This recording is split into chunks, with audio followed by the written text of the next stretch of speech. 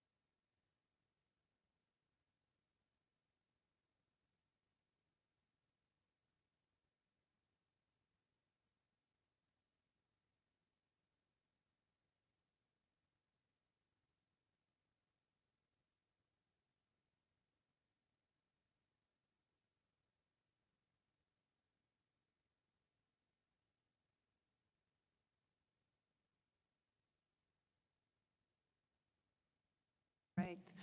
Good evening. It's Wednesday, April 6th, and this is the Education Committee meeting.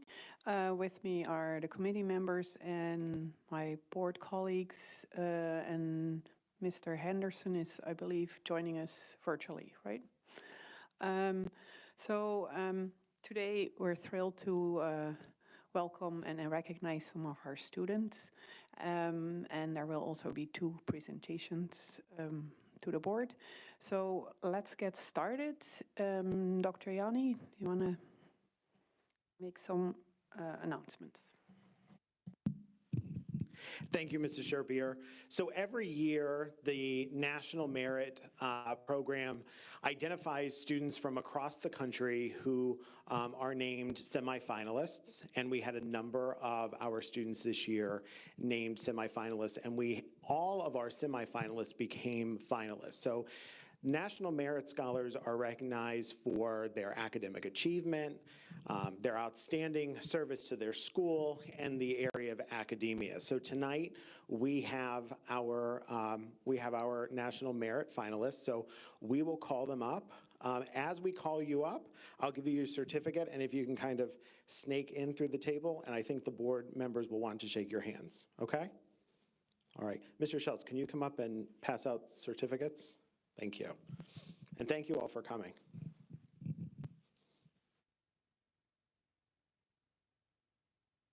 Our first National Merit finalist is Jason Chang.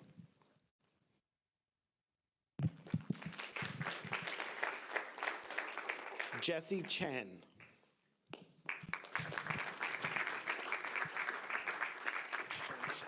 Thank you.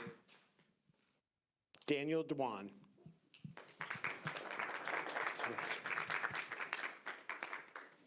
Alan Hong.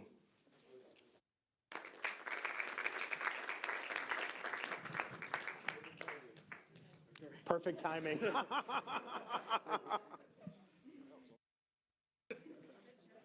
Karen Jane.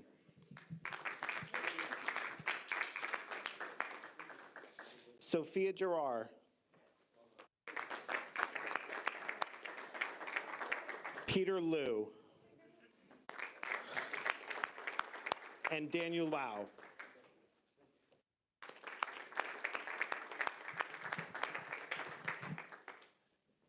We really commend all of you for your amazing achievement. You make us all very proud. For our school to have the number of finalists that we have is a real testament to the work that you all do and to the work that your family and the love and support that your family gives you. So thank you all. And I think it's always great for our school board members to see our students get recognized. So thank you for coming. Each year, the Upper Dublin Medals identifies, or the staff identifies 6 high school seniors that are then whittled down through a very arduous process to come up with 2 scholarship winners. Ms. Evans, you were on the selection committee. When the finalists are brought to that selection committee for an interview, it really is difficult to narrow that group of 6 down to 2. And it's also difficult for Mr. Schultz and I to sit with the 6 and announce the two winners, because all of the kids that are sitting in front of us are amazing. Our 2 Upper Dublin Medals finalists this year for the scholarship are Willow Kaplan.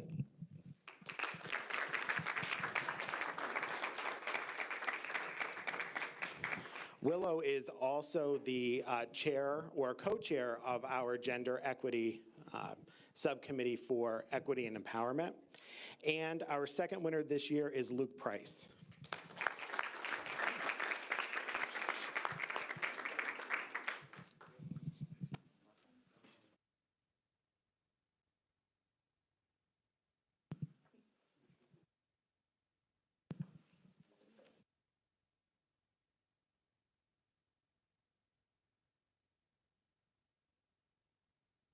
We have one more national merit.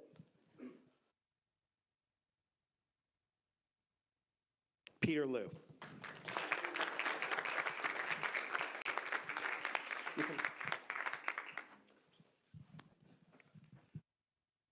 I'm going to turn the microphone over to Mr. Schultz for our final recognition this evening.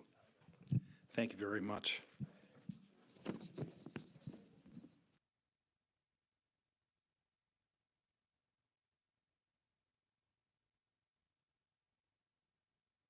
And just echoing Dr. Yanni's sentiments, congratulations to all of the finalists and to our 2 medal winners.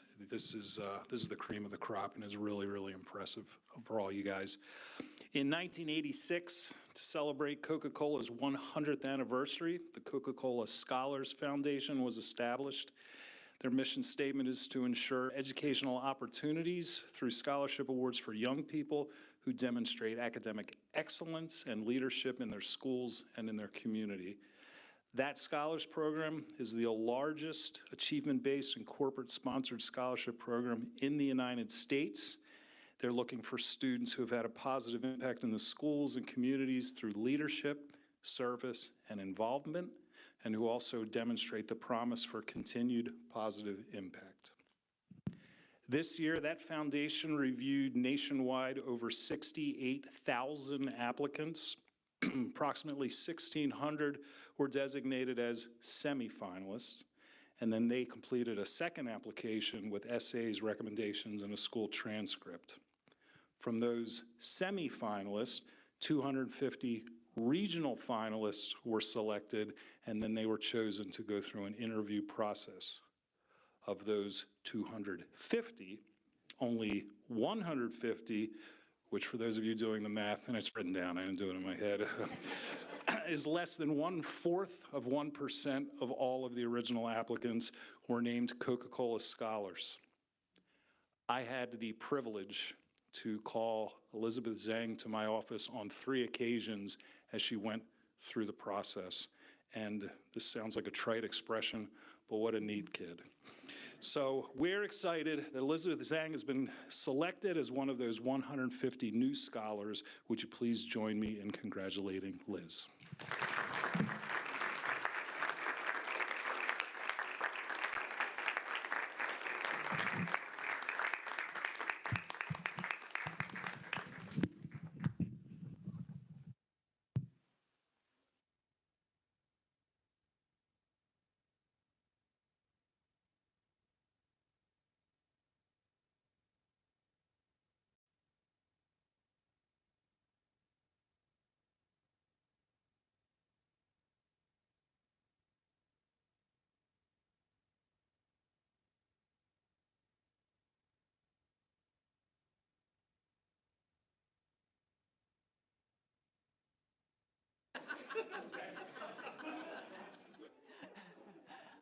Well, we certainly thank you for being here, and again, congratulations on your achievement, and I bet there's more to come.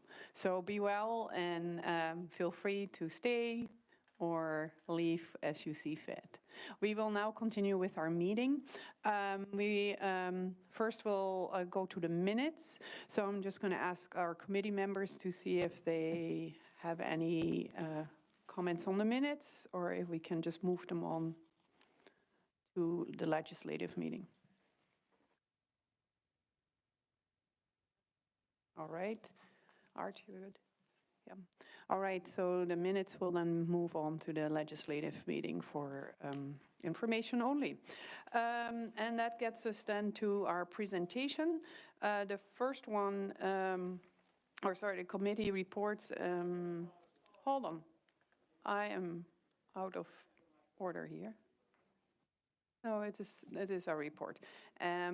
First is a presentation on the PSSA and Keystone data from our peer districts. We already saw the data from Upper Dublin, and now it's being put in the context of other districts.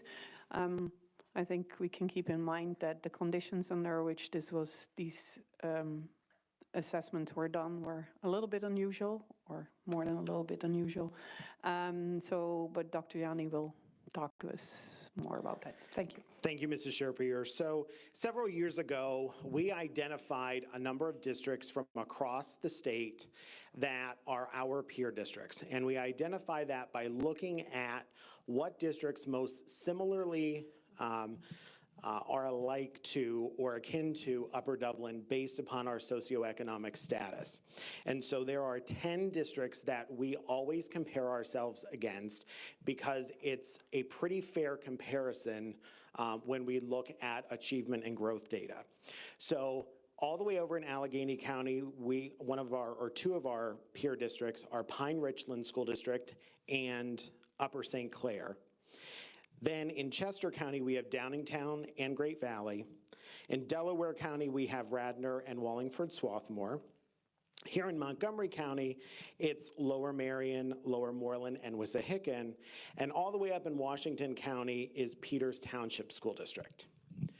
As we take a look at this data tonight, when we compare ourselves within the context of our peer districts, there are some buildings and some districts, even within this group, that we cannot compare ourselves to. And that's because to do an apples-to-apples comparison at the elementary level, we need to look at buildings that are K-5. So when you take a look at, for example, Pine Richland, their elementary buildings are K-3, and their intermediate buildings are 4-6, their middle schools are 7-8, and then their high school is 9-12. Same thing with Upper St. Clair, they have K-4 buildings.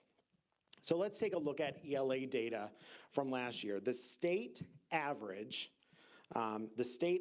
for ELA at the elementary level, grades 3, 4, 5, was 56.6. So 56.6% of students who took the assessment last year scored either in the advanced or proficient range.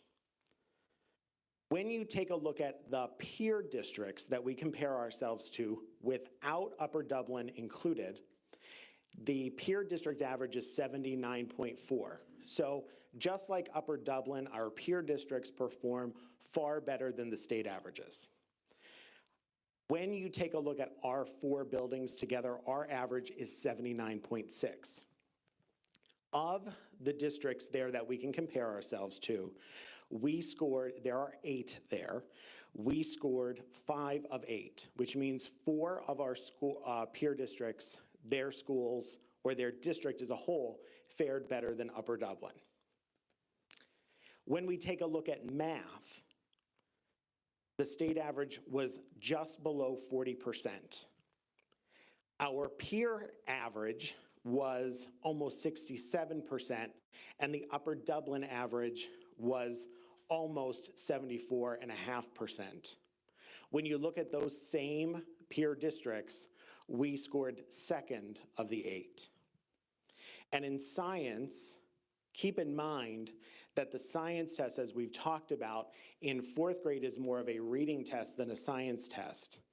The state average was 75.8, so on average, students performed much better on the science PSSA than they did on the ELA or math. Our peer district scored 91.9, and we were just below that at 90.2, and we scored 9 of 11 when compared to our peer districts. So the board knows that as a result of the pandemic, we ceased our relationship with Renaissance and STAR assessments because as we were experiencing the hard shutdown in the spring of 2020 and then virtual and hybrid instruction in 21, those assessments have to be given in a standardized way. And if we were to give those assessments at home, there was no way to make sure that the data was going to be reliable. So this year we onboarded CBM, curriculum-based measures, as our benchmarking system.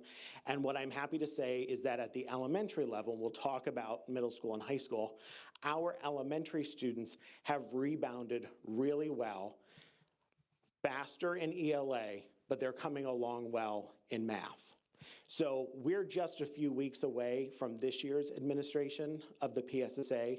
So hopefully we will be able to see and we'll be able to report on our PSSA scores in late June or early July this year so that we can see, and I'm confident that we will see, that last year's scores were an anomaly.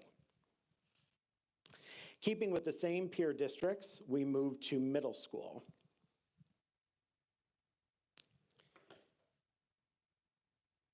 On the ELA PSSA, the state average was below 55%. The peer district average was 77%, and our Sandy Run Middle School, the average was 78.8, so almost 79%. There are 7 districts that we can compare ourselves to that have a 6 through 8 configuration, and we scored 3 of 7. In math, the state average was 25.7%. So only a quarter of students who took the assessment last year reached a level of proficiency across the Commonwealth. The peer district averages were 54.1%, and we were above that at 54.5. And our rank there is 3 of 7. Again, we're putting this in context. I don't want anyone to think we're proud of these scores, but I think when we hear comments such as scores dipped so low last year, it's important to put it in context so that you can see, yes, we felt that in Upper Dublin, but we felt it across the Commonwealth as well. And in science, 8th grade science, unlike the 4th grade science PSSA, the 8th grade test is a real science test, and it covers content from 5th grade through 8th grade. The state average was just over 50%. The peer district average was 77.5%, and our average was 70.6. So we were 9 of 11 when compared to our peers. And then finally, at the high school, the state has not given us a clear reason why the English Keystone scores have not been released. There are very few districts across the state that have data that they can see about the English Keystones. Whenever you take the Keystone, your score is banked and reported when you're in 11th grade. So in Upper Dublin, kids can take algebra in 7th grade, 8th grade, or 9th grade. It doesn't matter when you take it, the scores show for us when the student is in 11th grade. That's considered the accountability year. The state average was 62.4%, the peer average was 86.1%, and we were at 72.9, and we ranked 11 out of 11. What I will say, because I know that number is disconcerting, this would have been the last group of students that were tracked in math. So we need to now examine moving forward what the movement of detracking did to support students with more rigorous math instruction. And then in biology, the state average was 67.6%, our peer group 88.8%, And our scores showed that our students, 91.4% of our students were proficient or advanced, and we were ranked 4th out of 10. So again, we had promised for transparency purposes that we would bring this data back to the committee and to the board so that we could see comprehensively where we were in comparison to not only the state, because Upper Dublin is always and should always outperform state metrics, but where we are in comparison to these peer districts that still hold today as our peer districts. So I'm happy, Mrs. Sherpier, to answer any questions that anyone might have. Thanks, Dr. Yanni. Committee members, do you have any questions, comments? Dr. Lovinowitz, go ahead. Dr. Yanni, I think district from district, significant numbers, the N for each district is very different. Do we have any documentation in terms of, in our peer group compared to us, how many students took the test? And any ideas of like which students really opted out? So generally speaking, our peer districts had about the same percentage of students opt out as we had. Keep in mind that when we looked at that data, not just here in Upper Dublin, but across the state, we saw many more opt-outs for the mathematics assessments than we saw for English language arts. So when we look at the N, we're actually looking at the percentage of eligible students to take the test and what percentage of kids actually, of that percentage, took the exam. When you look at Upper Dublin's data, there were no predictable patterns for the opt-outs for English language arts. For math and science, we had probably what I would say a 70-30 split, where about 30% of the kids that were eligible to take the assessment didn't, and if they did, they probably would have scored rather well on the assessment. So unfortunately, that's as deep as we can go with, disaggregating the data. In talking to the superintendents of our peer districts, they saw the same thing. They saw math and science had a much higher percentage of kids that opted out, and many of their top performers also opted out. And for whatever reason, the state averages on the math assessments, since the assessments have changed over the last couple of years, have trended to be very low. And I think there are still districts that are making high stakes decisions around PSSA scores. And we're not doing that anymore, but I think that goes into some of the opt-outs that we saw in other districts. And they were also able to administer the tests at different times in the calendar year. Do you think that had anything to do with results? None of these districts waited until the summer or the fall to administer the assessment. So we had until September 30th of this year. We administered during the originally scheduled testing window last year, and all of our peer districts did it as well. And they had to come in to take the test? They did, and so we actually had a fair number of our kids that were Cardinal Academy that came in. We set up cafeterias and other large spaces for students to take the assessment. There were not discernible differences at the elementary level between the kids that were in Cardinal Academy and the kids that were in person. We saw that difference much more in 7th and 8th grade as kids get older, not so much in ELA, but in math as the math content and the math, just the math gets more difficult. One last question. The Algebra 1, 11 out of 11, did we score similar to that historically? Where were we? I mean, you may not have the data. No, I have it. handy. I have it. Yeah. Out of the districts, we trended in algebra anywhere between 6 out of 11 and 9 out of 11 previously. All right. Anybody else on the committee? Oh. Mr. Wallach?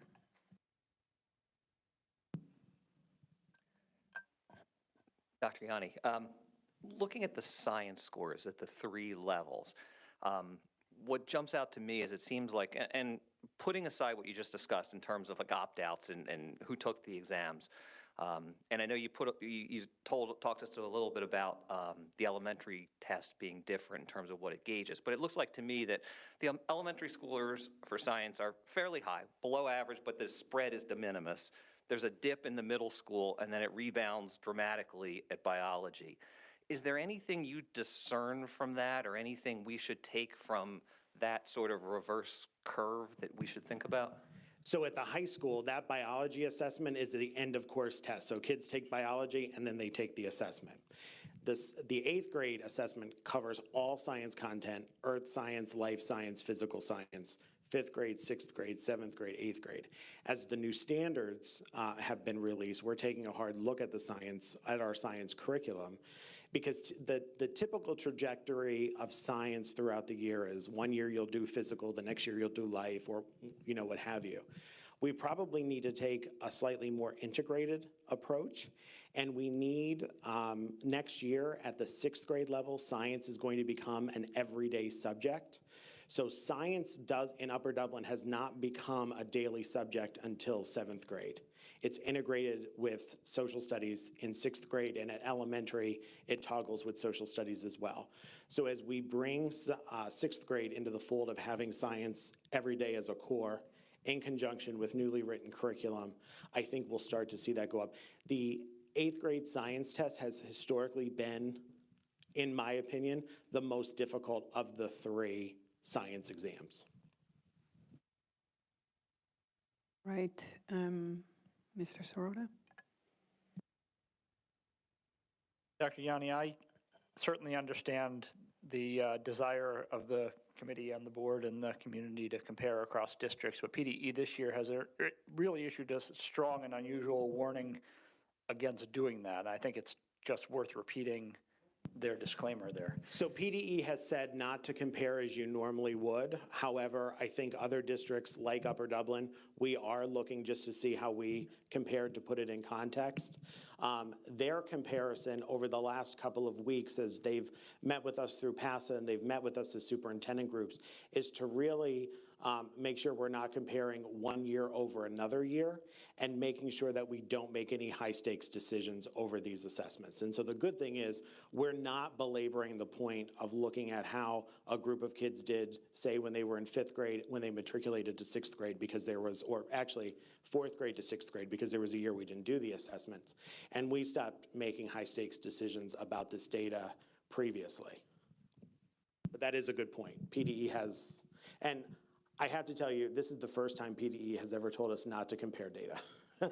They like to compare data and they like to rank us on their website, but this is the first year they told us not to do that.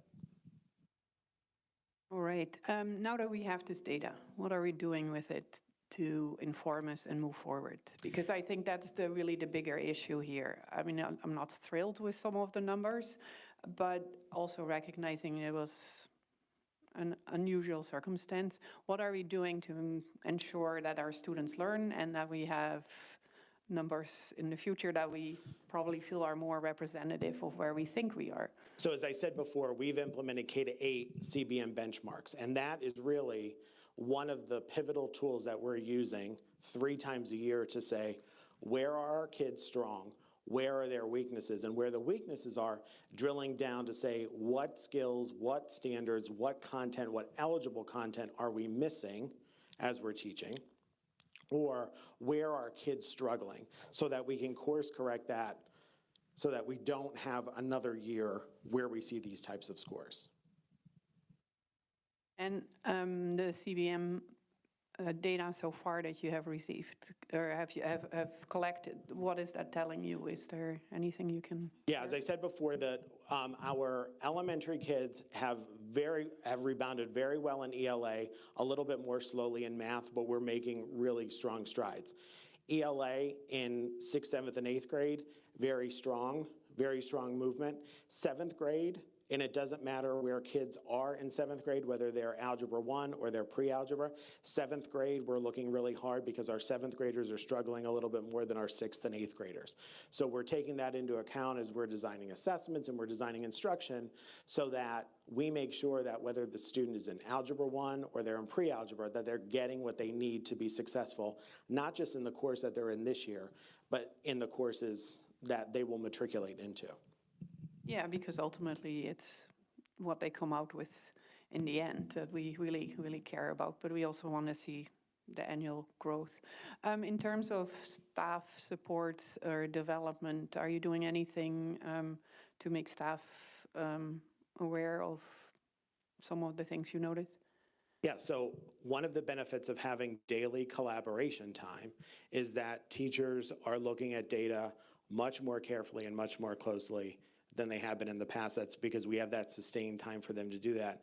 And they're not looking just at benchmark data, but they're looking at everyday data. So they're looking at how kids are doing on unit tests. They're looking inside units to say, where do we know kids are going to struggle and what are we going to do to prevent that struggle? And we're also looking on the back end, kids struggled with X concept. How can we remediate that so that the student doesn't continue to struggle? Because everything is so cumulative. All right, so we look forward to, oh, you have one more question. Ms. Ionetti, go ahead. Do you have any insight into why PD is saying don't compare the data? I mean, I know you're not PD, but I mean, everybody was dealing with the pandemic, so what was the? There were some districts that didn't give the assessments, period. There's a district nearby that didn't give the math assessment, period. There were also districts across the state that gave the assessment over the summer, so they had very, very low participation. There were a number of districts that remained closed all last year, so they weren't giving the assessment until the fall. And so because there was no standardized way that the assessments were given, like now this year that we're back to quote unquote normal, the ELA assessment will be given over 3 days, the math assessment over 2 days, and science over 1 or 2 days. And the state gives us a window, and so you have to be done by the end of that window. The window last year really stretched from April to September 30th. All right. Can I have Yeah. just one quick comment? Dr. Yanni, that middle school math score of 25.7 is much worse. We were concerned last year and the year before about how low that score was. 45.9 3 years ago, 38.6 or 7 the year before the pandemic. So that data has, the statewide data has dropped. I mean, that's almost a random score. I mean, if you just filled out the sheet and just put down A, that could be a 25. So it's, something needs to be done about that test. I think. Okay. Yeah, I mean, I'm sure that there's discussion about that, and hopefully there will be something that's more reflective of our students' abilities, right? I don't think we're going to see any substantive changes with the PSSAs. One of the bills that is either currently has been introduced or will be introduced will be to, when students take algebra, take the algebra assessment and not double test in that grade level. So an 8th grader taking algebra, they take the math PSSA and the algebra keystone, double testing. So yeah, and that needs to change. Yeah, and those scores don't always correlate either, I think, which is another issue. Ms. Evans, did you have a comment? I just have 2 quick questions. First one is, you mentioned, we're using the CBM program to test at the K-8 level. What are we doing for high school? We're using common assessments and courses that teachers have developed, and we're using our data management warehouse, Linkit, to build assessments. There aren't great high school benchmark systems out there that are really reliable. There's something called CDTs that the state puts out, classroom diagnostic tools.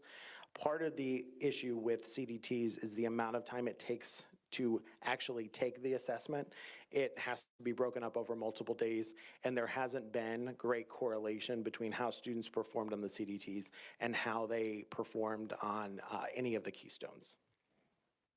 I will say to Mrs. Sherpier's point, we had, I don't want to give you a number, but I'll look up the number, a number of students that were advanced on the Algebra 1 keystone that in their grade level math PSSA were basic or below basic. Yeah, and I mean, I keep going back. Ultimately, we want to have our students graduate with solid algebra and ELA and science. And these are snapshots. Plus, I think, I'm not sure that there's a lot of stake for the students in this because they're still not required for graduation, right? Correct. Yeah. As opposed to APs and SATs where you see more buy-in for the students who take that. All right. I had one other question, sorry. Sorry, before we move on. So the high school, the Algebra 1 score, again, I know this is concerning to everybody. So can you help explain what, because you made the point about this is the last group that had kind of tracking. Can you explain how that might have impacted the scores though? Because I mean, obviously 11 out of 11 is not where any of us want to be. So I'm just trying to understand how that might have affected. Sure. So historically, our students that don't take Algebra 1 until 9th grade do not perform particularly well on that assessment. It's usually somewhere around 50% of the students get over the finish line, reach, meaning get into the proficient or advanced range. We've course corrected that by eliminating the 3rd level of math in 6th and 7th and in 8th grade. Part of the issue was by, I think the intent of districts for waiting until 9th grade was to give kids a leg up, especially that kids that struggled. But what actually has manifested itself in many districts is that those students perform more, or their performance is not as good as students who took it in 7th or 8th grade. All right. One more question. I'm sorry, it's not a question, it's a statement. I'm just a little bit irked by, it's just a presentation thing, but 11 of 11 isn't, to me, the concern around this. It's we're in the 72s and our peers are, you know, in the upper 80s. There's no shame in being 11 of 11 in these districts if we're all in the same ballpark, but we're not in this case. I mean, there's a big spread there. So that's really the concern, is not the rank of 11 of 11.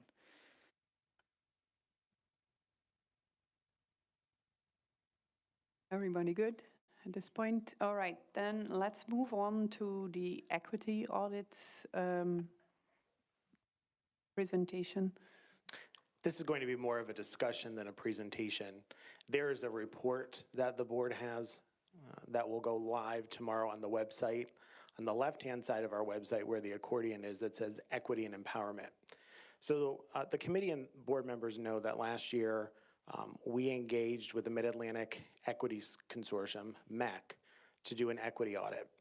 And the way that it was explained to us was that they were going to really assist us through this audit. They assisted us through an early phase where we did some climate surveys, but then after that, it was really released back to us, and so we conducted this audit internally. The folks who completed this audit, and I say this audit because we will have another one, and I'll explain that in a couple of minutes.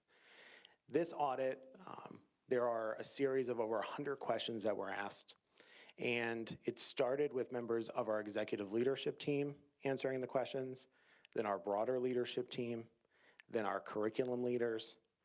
We had a small group of, focus group of parents and guardians, and a small group of students.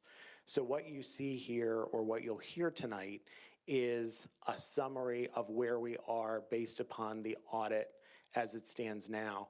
And I'll talk to you about some of the steps that we need to continue to take so that the next time we do an audit, we see progression and movement in the areas that we need to see some movement. So I want to start by saying that the purpose of the equity audit was not to come down on anyone or to point out areas of weakness in a way to shame anyone. This was really a learning tool. And so the slide that you see up there now is a slide that is part of the repertoire that Dr. Webb, our consultant from the Center of Educational Leadership, has been working with us on as we've been working on coaching principals, coaching teachers, et cetera. And so as we move from the current state to the ideal state, it's not about making giant leaps, but it's truly about being intentional and being better tomorrow than we are today and better next month than we are now.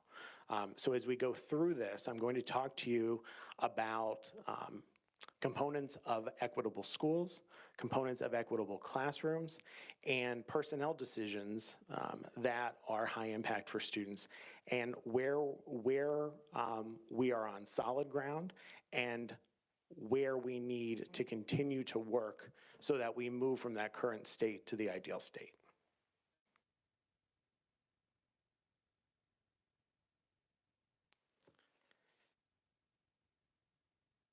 Let's start with what was the equity audit, or what were the components?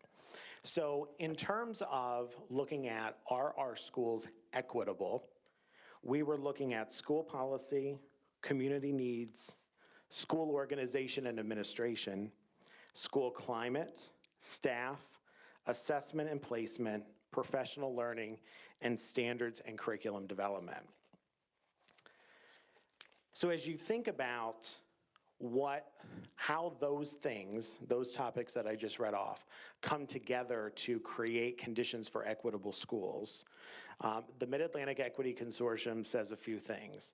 It says that an equitable school has a clear mission that is committed to equitable access, processes and treatments, and outcomes for all students, that it provides an inclusive visual environment, both digitally and in person, that it reflects work and collaboration with people of various backgrounds, so that students experience diversity in staff that is, that the diversity of our staff is reflective of our student body, but also reflective of the world beyond Upper Dublin. That we work in partnership with families, business community, civics, and community organizations to enrich the curriculum, and that there is a process of ongoing systemic feedback so that we continue this idea that we're constantly getting better to make our schools better so that we can have stronger outcomes for kids. So as we think about school policy, one of the main focus areas here was, is there a policy for equitable practices? Is there a process by which we will evaluate if we are moving in the right direction with equitable practices, and how will we report on that? So the board knows that we have recently approved policy 827, which is implementation of equitable practices, and that policy really outlines what needs to be done over the next couple of years, but really forever, to make sure that our schools are equitable. That's going to include biannual equity audits. That's going to include some reports to the community, and it's going to include both education for staff and students around equitable practices. So where are we strong? So we have policies in place about discrimination, and we have a coherent complaint procedure. And we were lauded recently by the MCIU for the way that we're delivering accommodations for students with disabilities. So we have a policy now. Now our challenge, and a good challenge, is to monitor that policy and make sure that it's implemented with fidelity. Make sure that our comprehensive plan and subsequent strategic action plans have a backbone of equity, and make sure that we have a more equitable student code of conduct. The average age of a student code of conduct in Pennsylvania is 15 years, which means most districts haven't really looked at their student codes of conduct in about 15 years. We're going to be re-examining ours this summer, and we're actually not going to retrofit it. We're actually going to build it back from the ground up. In terms of school organization and administration, Are we using consistent learning management systems and tools so that students can access their coursework and classwork in ways that are meaningful to them? So we have Schoology at the high school, we have Google Classroom at the middle school, we have Google Classroom in some of our elementary classrooms, and also Seesaw. So we have a thread of coherence there. We are also making sure that our courses are not, we're not blocking kids from courses so that we don't have disproportionality. We're always looking at our entrance rates to gifted education and special education to make sure that we are not allowing bias to taint the way that we either enroll or not enroll students in services. We're working with Dr. Betty Webb, and we'll continue working through the rest of this year to build administrative capacity, not just in our central office, but across our buildings and even down into the teacher ranks, so that we can make sure that we're constantly doing what's right by kids. So making sure that kids that are not performing, making a year's worth of growth in a year's time, get the supports that they need. And many times when we talk about that, we talk about, or we tend to think about kids that are struggling learners. One of our big pieces that is really emerging in our equity work is our gifted learners are not consistently making a year's worth of growth in a year's time. So not only do we have to look at our struggling learners, we have to look at our gifted learners as well. In terms of school climate, our school mascots are non-discriminatory, and each of our buildings has active involvement of families, PTAs, and PTOs that we're grateful for. We are constantly, as we're hiring, we want to make sure that our staff reflects the diversity, not just of our student body, but beyond our student body, so that they're equipped to deal with diversity when they're not with us, when they go to college or they go anywhere beyond high school. We have consequences outlined in our student code of conduct. Our student code of conduct is okay, and I would label most student codes of conduct across the Commonwealth as okay, but we need to do a better job, and we will be starting that work here in a couple of weeks. And we're currently translating some documents, but one of the things as we look to streamline communication is making sure that we're translating many more documents into many more languages so that there's not a language barrier when kids are at home. In terms of assessments and placements, we have moved from a course placement model at the secondary level to a course selection model. We've removed prerequisites that didn't need to exist to open access to classes, and we've removed, as everyone knows, the AEA process, the Against Educational Advice process, which was really arduous and laborious and really, in some ways, prevented students from being stretched academically. In terms of professional learning, we're constantly making sure that our professional learning is dictated not only by staff desires, but what are we seeing in the data, our student achievement data? What is it that we need to do to equip our staffs and ourselves with the skills necessary to move kids forward? We have included and will continue to include matters of equity in professional learning. Because this is not, equity work is not something we do to check a box. So I think of it as a journey, not a means to an end. We're making sure that all employee groups receive equity development. So not just our professional staff and administrative staff and educational assistants and others that work directly with kids, but employee groups like our bus drivers and our cafeteria workers and our custodians. And we're also making sure that our communication home is culturally responsive, keeping in mind that our school district is made up of many parts, and kids bring with them many different backgrounds. And then in standards and curriculum development, Mr. Hoffman, Mrs. Penner, and the teaching and learning team has done a really nice job of getting us back on a predictable curriculum revision schedule.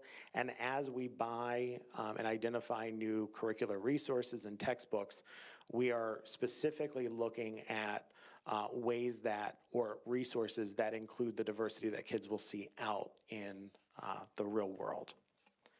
So if you take a look at the screen up there, equitable schools in Upper Dublin. So we talked about course selection, we talked about curriculum materials, we talked about our curriculum review process.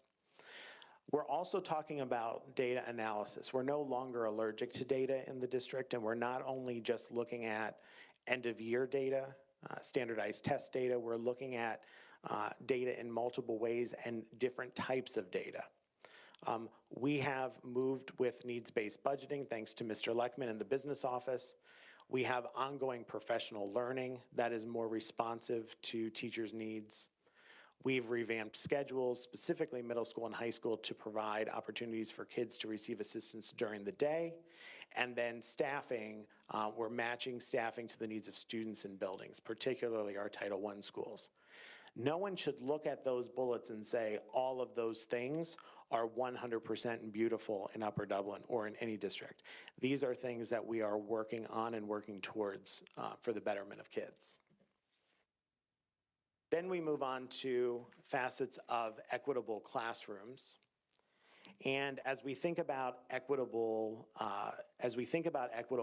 classrooms, what is the student experience each period during the day? So we're looking at inclusive climates, making sure that all students in a classroom are valued, that we have culturally responsive pedagogy in our classrooms, along with the materials that are reflective of the diversity of the world, that we take a look at how we're instructing kids, what instructional strategies are we using to make sure that we're meeting the needs of all learners. So we talked about so many times we think about our students that are struggling, but what about our kids who are gifted learners, or our kids that they might not be gifted, but they need some acceleration in an area? Really encouraging student ownership of learning. We're really on a journey here, getting students to see past the course grade, but really what was the outcome of their learning. Building partnerships between families and school, obviously much easier to do at the elementary level, but looking at ways that we can sustain that through the secondary level. And then making sure that we're really honoring all kids for their successes, so that, you know, tonight we recognize our National Merit Scholars, but we don't just honor our National Merit Scholars, we honor all kids for their achievements. We've talked at length, and I won't go into it in depth here, but we have taken a hard look and a hard stance when it comes to tracking and grouping, and we've made some real steps forward there, thanks not only to our administrative staff, but our teaching staff, who have really moved outside of their comfort level and have done a really nice job learning how to better meet the needs of kids in classrooms with wider ability ranges. We need to continue to do a better job at recognizing the successes of all of our students, and sometimes it's those small wins that mean the most when we recognize kids. We also need to make sure that our students who are linguistically diverse, our students that are just learning English, are fully enveloped into our classroom cultures. We're well-staffed with English language development teachers, but the goal is for those students to be able to interact with their peers and have meaningful benefit from the content in their classrooms, and so we need to make sure that we're enveloping them into that. Classroom environment, again, we want to make sure that what we see in classrooms in terms of visuals really represent the world, not only here in Upper Dublin, but there is a whole world beyond Upper Dublin, so we want to make sure that kids see that and feel that. And we need to increase our supports of social, emotional aspects of learning to make sure that at the youngest ages, we're helping kids understand and learn about themselves as learners, what we're doing with the Mind Up program at the elementary level this year, but carry that through and sustain social emotional programming through the high school. With instructional strategies, again, I have to commend our teaching staff for their ability to meet success and help kids meet success with wider ranges of abilities in their classrooms. But we need to continue that work to make sure that we're truly meeting the needs of kids and we're placing kids and having them select courses carefully that are going to appropriately stretch them. Also, focusing on logical consequences instead of artificial disciplinary measures, making sure that we recenter ourselves on restorative practices and logical consequences as a means to bring kids back and center them back in school as the place of teaching and learning. So when we think about what equitable classrooms look like, or what we're doing right now in Upper Dublin to make sure that our classrooms are equitable, again, these are not things that are 100% beautiful, but these are the things that are in place, and these are the things that we're doing as we're getting better. So access to more rigorous courses, access to support during the school day. We've heard a lot of, over the years, a lot of requests for tutoring. So we've been intentional about how we've changed the middle school schedule, how we've changed the high school schedule to alleviate some of that. Making sure that we're using adaptive instructional tools, benchmarking, as I mentioned earlier, blended learning as a means that in longer periods now that our middle school and high school teachers have, that there is time for not only whole group instruction, but direct explicit instruction with the teacher and also some independent and cooperative learning. We've been on a journey with co-teaching at the elementary level, developmentally appropriate practices with teaching reading and gifted screening. So several years ago, we onboarded a new gifted screener that removes bias. And when we did that, we started to see some of our linguistically diverse students emerge as potentially being gifted.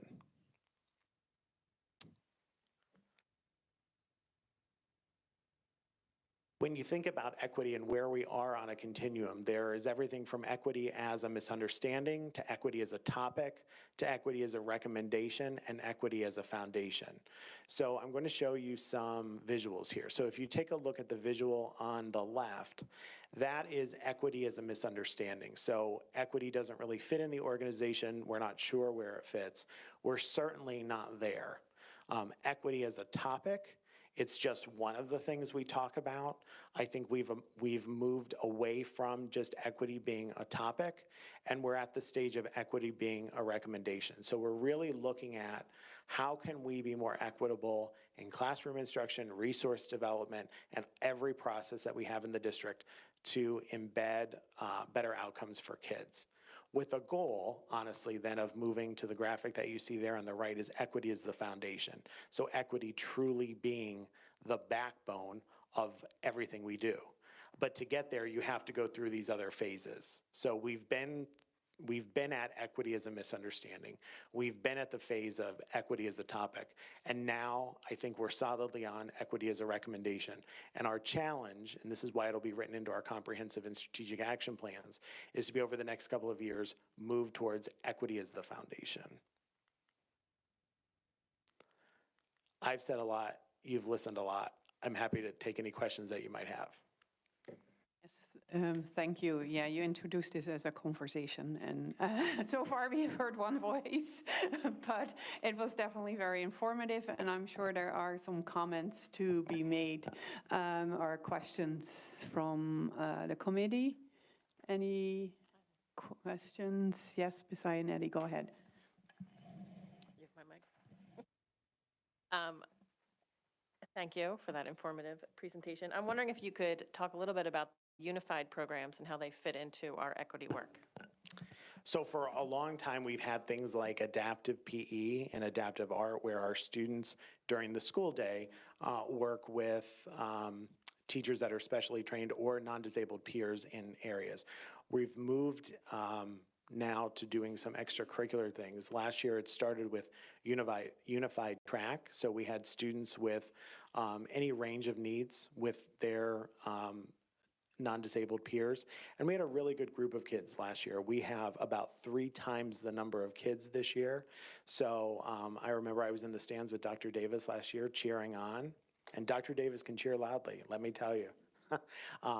But we've really seen that take off, and so we're looking at ways to move beyond just the unified track meet, and what does that, how do we take that same concept and look at some other extracurricular and co-curricular things?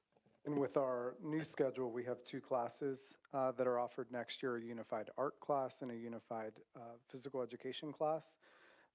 And we have 17 of our students that signed up for the unified art class to work with our students, and 29 for the physical education class. So that'll be during the school day, which is exciting. And it's not the old adaptive class, this is really kids working together. Any other questions, comments?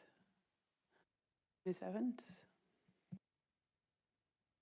So how does this data kind of marry up with the results of the belonging survey that we got, I guess it was a few meetings ago? Because I see this as, how do we create, again, a school culture and a classroom culture, but I think part of the responses to the belonging survey were also about the peer culture as well, which is not necessarily part of this, but I think these two relate, so I'm just curious what we're doing on that front.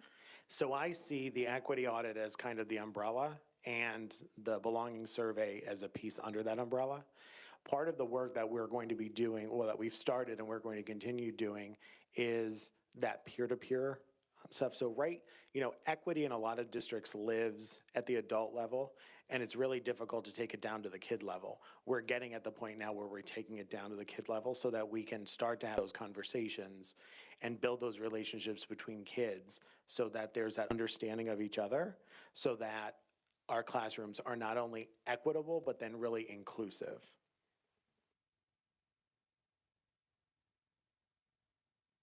All right, anything else? So when we look at that final stage, equity as the foundation, am I right in picturing that a teacher would, sit down to plan the year, and the first thing they're thinking about is being equitable? Sort of like how we have the needs-based budget, we have the equity-based classroom. Instead of the teacher having the plan and then trying to fit the students with IEPs into the room. That definitely is one of the facets that we will see more of. We have some of that going on now, but we'll see much more of that when we get to equity as the foundation. And that's some of the work that Mr. Hoffman through blended learning has done, because blended learning allows for, here is a concept or a skill or a standard that you need to learn. How are now all the ways that we can envelop any kid that comes into that room? So it's not just the stand and lecture, or it's not just group work with the teacher, but how can we differentiate appropriately so that there's rigor for every student in the classroom? And I think, our teachers are really hard on themselves. And I think if you ask many of our teachers, they'll say blended learning is hard. Well, they might say blended learning is hard. What they're not telling you is they're also becoming very good at it. And it's evidenced by walking into a classroom and seeing kids doing things that are meaningful and purposeful, and seeing rigor for kids, even when they might struggle. It's a productive struggle rather than kids completely shutting down and being frustrated with work. I think when we hear equity, oftentimes people think of IEPs and GIEPs, and but it seems to me that really the big idea that this is a foundation for good teaching and learning for all students, and that everybody stands to benefit, and not just one group. And I think that is that definitely is a mindset and a shift. I definitely look forward to seeing us move towards that, and so that we can really look at learning as a journey and not so much as a performance. So I think at this point, I don't see any other comments. I'm sure we will continue this conversation both in this setting and in other environments. So thank you for bringing us this overview, and we hope to hear more as we have more to talk about. So at this point, I'd like to move on in the agenda to the pool council agreement. Mr. Hoffman or Dr. Yanni, is there anything that we need to know about this? This is a standard agreement. standard. So the cost, I believe it's $15,000.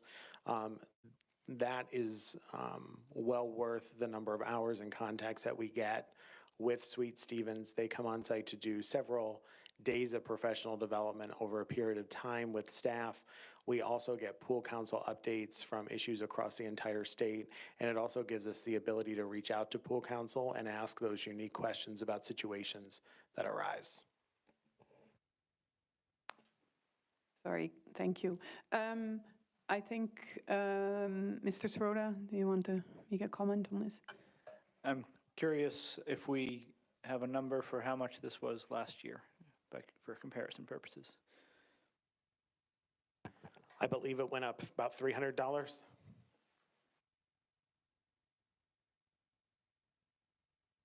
All right. I think, is the committee okay to move this on to the legislative? I see nods. Yes, okay, then we'll move this on to the legislative agenda. Then we have a service agreement with the MCIU. Any other information about that other than what was provided to us? Each year, we contract with the intermediate unit. They manage our access funding. Access funding is extremely complicated, and most districts, if not all districts, contract with the local IU to manage that funding. Yeah, and Dr. Davis, you as the MCIU representative or connection, do you have anything that you want to add to that? Or?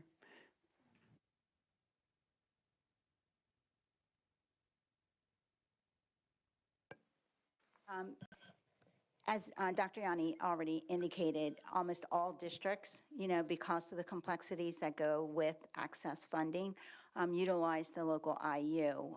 It is, in order for us to actually do that, we would probably need more hands on deck, so it really is a more efficient and cost-effective way of dealing with the access funding. Great. Then are you okay to move that on to the legislative meeting? Yes, all right, let's do that. And then Mrs. Sherpier, yeah. Thanks to Mr. Hoffman's mad typing skills, the pool council agreement in 2017 was $17,500. It was reduced to $15,000, and it hasn't gone up since then. So I'm correcting the record. Thank you. Thank you, Mr. Hoffman. Then the educational agreement, is there any comment on that, or even just? The educational agreement is a confidential agreement, so E and F are both confidential agreements. All right, and we'll move those on to the legislative agenda as well. Then that gets us to conferences. All are recommended.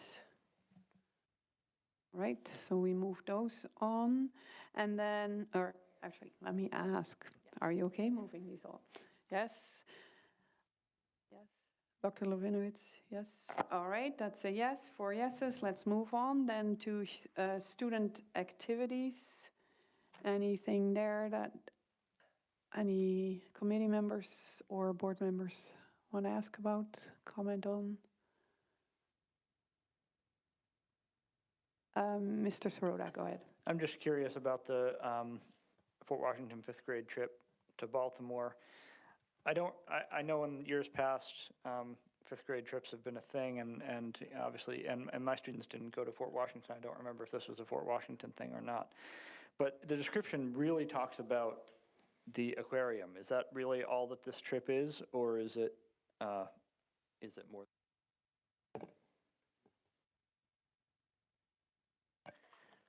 I'll have to get back to you. I can get back to the board in the director's briefing tomorrow. Right, I mean, that is a curriculum time. I'm just not sure if it's just the aquarium. I think there are some other stops along the way. Okay, thanks. Yeah, it used to be visiting the flag at the fort, and I believe, I don't know if that's still included.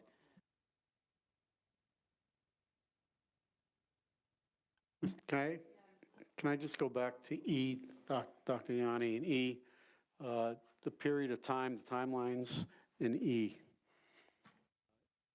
Just wanted to make sure that it's September 3rd, 2019 through June 8th, 2029.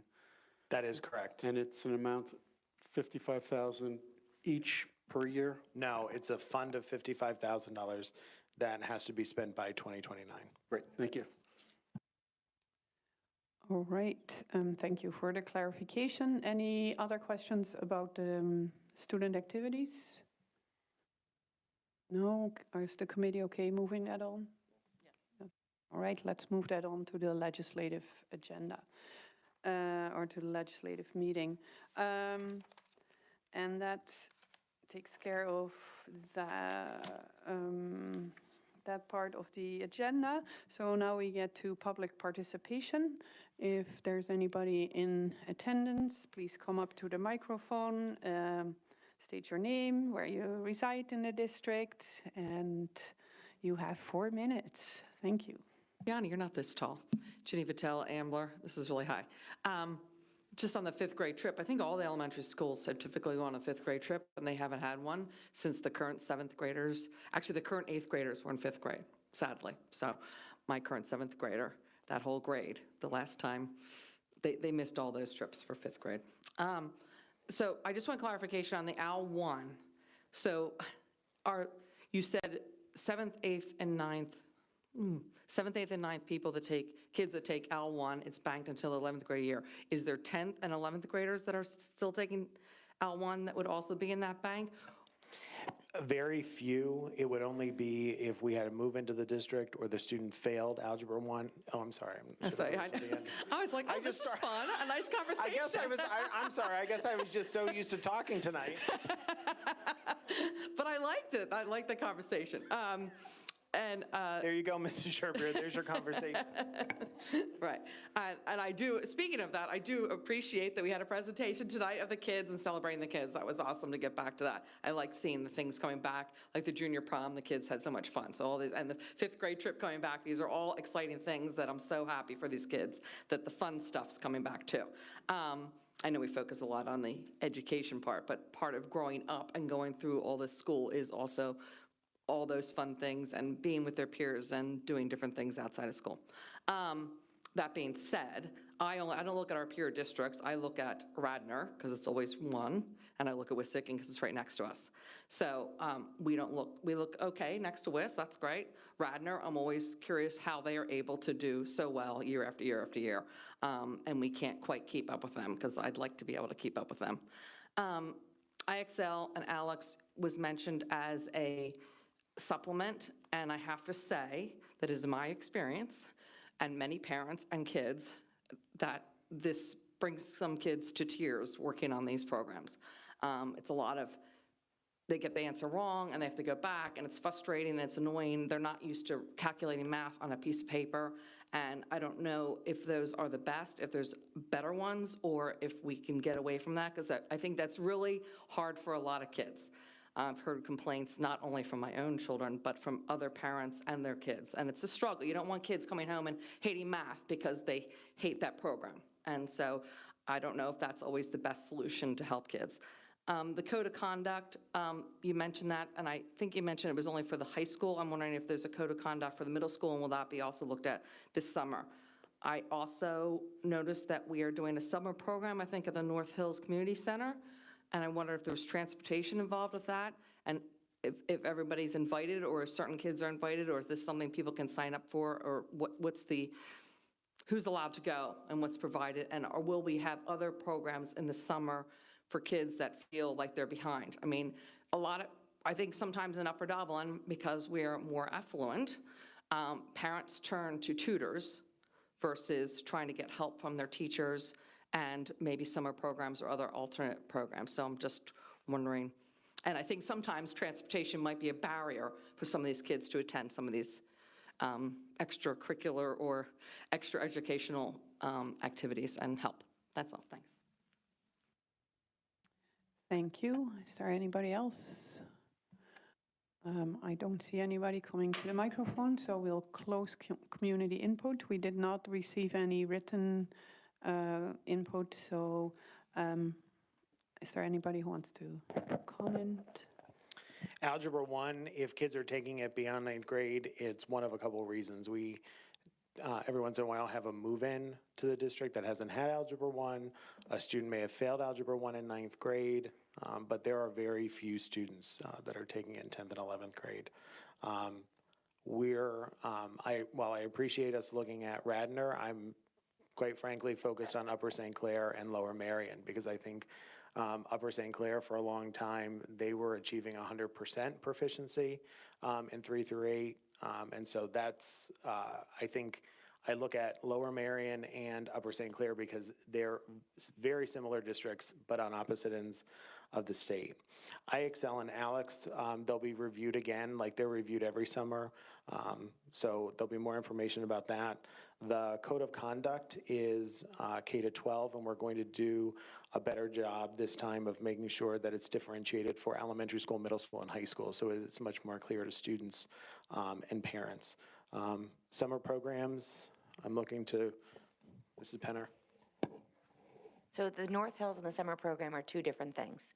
So Tuesdays, beginning April 19th, we're offering support at North Hills from 4:30 to 5:30. Anyone K-12 is welcome. Upper Dublin staff are joining the North Hills Collective staff to support our kids.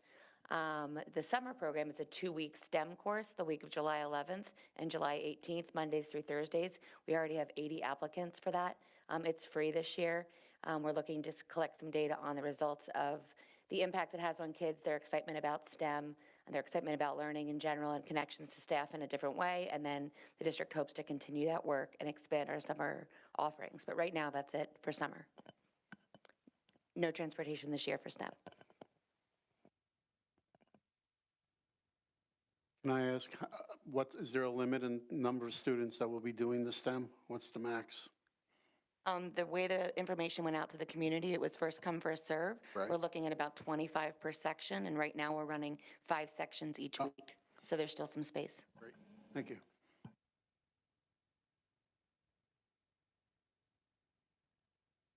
Anything about the code of conduct in the middle school? Yeah? Okay, oh, sorry, did I miss that? It'll be differentiated by level. I'm sorry, I missed that.